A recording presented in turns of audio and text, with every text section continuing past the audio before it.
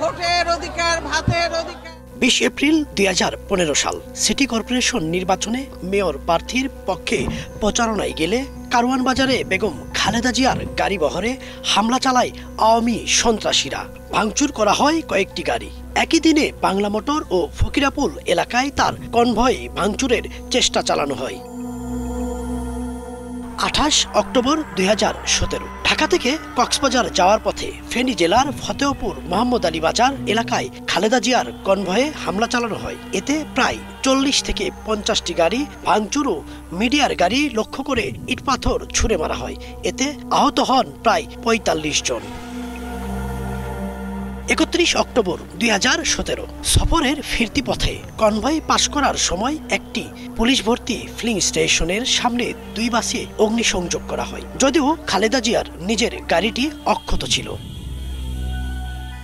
এভাবেই বেগম খালেদা জিয়ার গাড়ি বহরে একের পর এক ঘৃণ্য হামলা চালিয়েছিল স্বৈরশাসক হাসিনার আওয়ামী লাঠিয়াল বাহিনী। একসময় লাঠি নিয়ে খালেদা জিয়াকে আক্রমণ করতে এলে পুলিশ সুযোগ করে দেয়, এমন দৃশ্যও দেখেছে জাতি।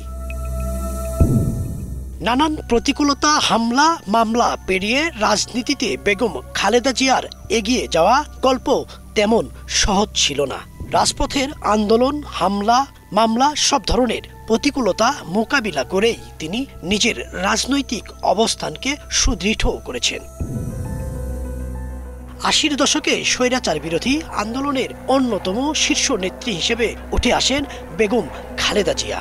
গণতন্ত্র পুনরুদ্ধারের লড়াইয়ে তিনি একের পর এক মিছিল, সভা সমাবেশ এবং অবরোধ কর্মসূচিতে নেতৃত্ব দেন। কয়েক দফায় গৃহবন্দী ও গ্রেপ্তার হলেও রাজনৈতিক অঙ্গীকারে কখনোই বিচলিত হননি।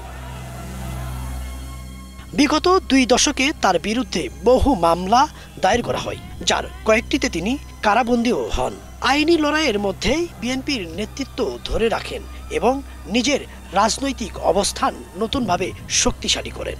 কারামুক্তির পরও গণতন্ত্র, নির্বাচন ও মানুষের অধিকার প্রশ্নে তিনি ছিলেন আপোষহীন। কে দেবে না সেটা তাদের গণতান্ত্রিক অধিকার। হামলা, মামলা, কারাবাস, রাজনৈতিক দমন কোনো কিছুই যেন থামাতে পারেনি বেগম খালেদা জিয়াকে।